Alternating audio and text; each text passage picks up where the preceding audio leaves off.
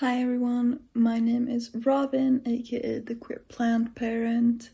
It is currently the day before my back tattoo, but I just thought I would hop in here and just explain what's gonna happen. This is gonna be a blog format kind of video. You're gonna get to come along with me while I get a dragon back tattoo. So this is the day before. I'm gonna pack all the stuff I'm gonna bring for tomorrow, and I'm gonna film a little bit of like how my back looks now, and then I'm gonna film tomorrow when I take you with me. So if that sounds fun and something you want to watch, stick around.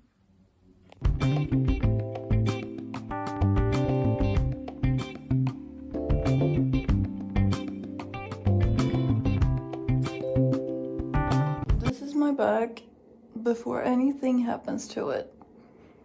It's quite big and quite broad-backed. Yeah. And we're gonna get a big dragon on there.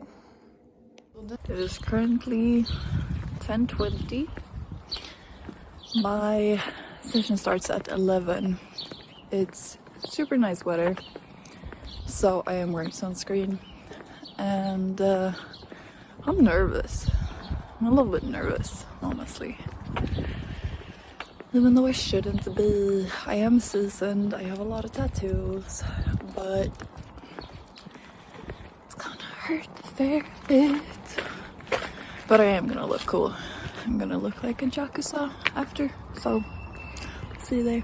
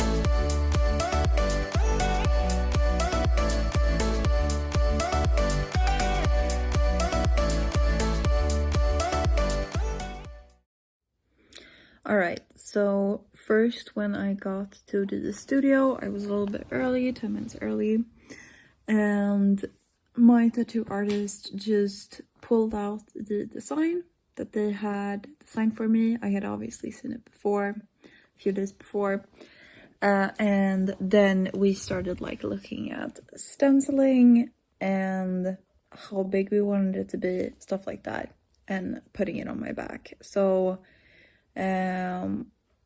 here is the design that we agreed upon, and then I took one last picture of my back without anything on it, and then after that we started setting up everything, putting the stencil on. We only had to put the stencil on once.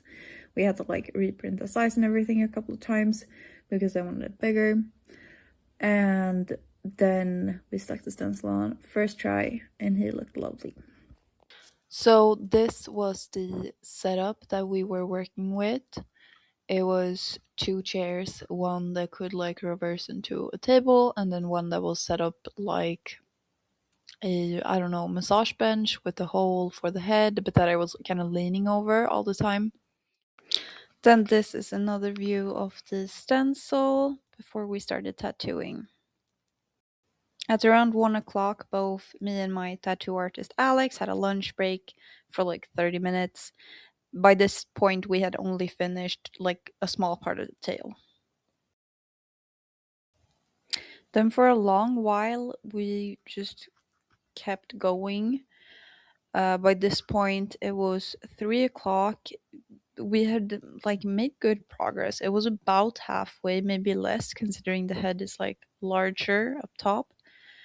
But it felt like it was going good. We had alternated and switched to the table where I was lying on my stomach instead of like leaning over, and that helped a little bit with like breathing and stuff. By this point, I was lying on my stomach and I was getting really, really tired. I don't know how I got through this middle part of the dragon up until the fire, but somehow I did. I listened to my favorite podcast, which is LLE, Let's Learn Everything, which I 100% recommend you to start listening to. But that got me through the worst of it, and it was better lying on my stomach than just leaning over the side of the chair. But yeah, this is when it started to get rough. So before we even started with like the head part, I felt like I was ready to tap out. Like it was getting worse and worse, specifically with the thick outline. It felt just like a knife into my back, and I didn't feel like there was much difference if it was on the spine or if it was on the rest of the back. It was just like progressively over time it got worse. I don't think it's that much worse than an arm tattoo. It's just the length and the expanse of skin that you have to cover, which is, this was my biggest tattoo yet, so it took a long time and it was a lot of tattooing, a lot of space. So I started having like these intrusive thoughts, like what if I just walk out right now and I just have a dragon body and a tail but like no head. And I also started having like these really weird fun thoughts of like, what if I just ask Alex, can you just simplify the design? And I walk out with like a derpy smiley dragon head and like a super detailed body. So I'll put in a picture of what I imagined, kind of. And yeah, that gave me the strength to like, no, I started this, I have to sit through it. So when it came to the head, I had to take breaks more often than before. It really was getting worse and worse. In the beginning of like the tail, I said to my tattoo artist like, oh, the skin feels thicker than it does on the arms. It feels like you're kind of not reaching me with the tattoo pin. But the outlines got worse and worse the longer we sat, where I sat. The tattoo artist that I was with, Alex, used 3 different types of needles. So it was one for like the big outline, one for like the scales, and then one for the shading. The shading felt like nothing compared to the other 2. The scales was also a lot easier, specifically when you had a thick outline for a long time. It felt like really a downgrade and like way easier to go down to scales. But anyway, I had some chocolate breaks, had some soda, and the bagel for lunch. And I talked a little bit with other customers getting tattoos, and then we kept going.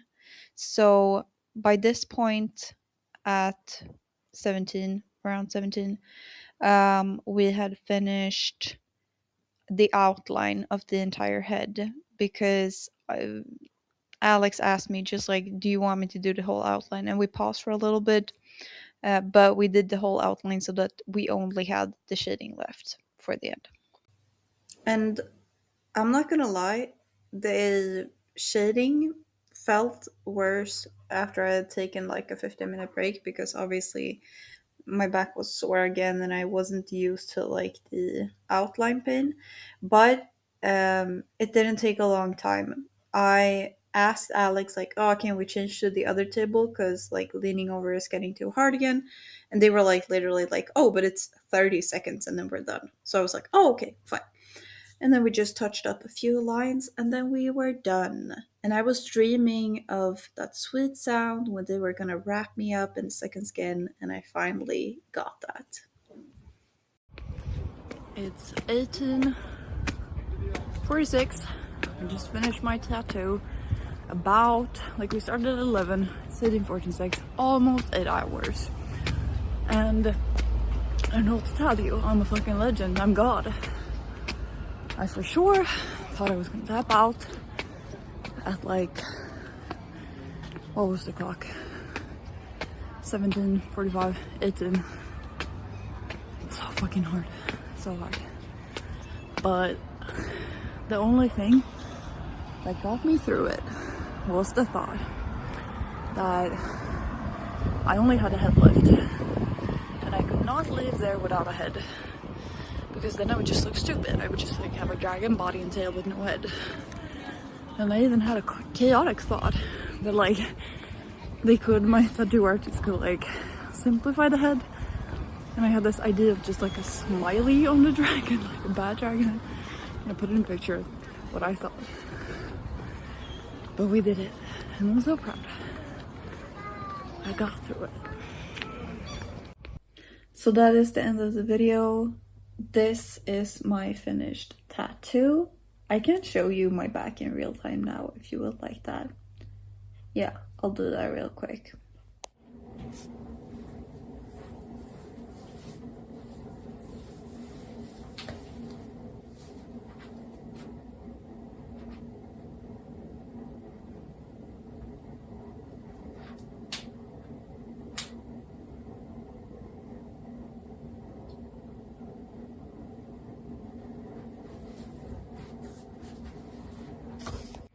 Yeah, so I'm just literally gonna go to bed now. I had a calm like dinner and evening with my spouse when I came home, but my back is like, ooh, it's tender and mad itchy and has like random pains and everything. So we just changed the sheets, so I have fresh sheets. But he's gonna help me, my partner, with like cleaning and everything and taking off the second skin when I need to do that in a few days and like moisturizing it, because otherwise I would not be able to like reach there. I don't have that kind of flexibility. He's super good at like, he can wash the middle of his back with his hand, just like make the mid in the middle. I'm not that good. So yeah, I'm gonna get help with like aftercare and everything, but I'm just amazed that I did this. It was an super stupid idea, because why would you do that again to yourself? I already told myself that I would not do like 6, 7, 8 hour sessions again. Ooh, it hurts so bad. Oh, just laying on it. Ooh. But here I am and I survived. But maybe you won't, so take this with a grain of salt. And once again, kids, listen to what I say and don't do as I do, because it's not gonna feel good, even though you can survive it. But it was a kind of powerful moment for me, I would still say, because I proved to myself again and again that I am capable of much more than I think. So yeah, ending message: I am God. I am just overpowered, OP as hell. Anyway, if you like this video, go ahead and like and give a subscribe if you want more of this kind of content. I am Robin, aka the queer plant parent, and I will see you next time. Bye.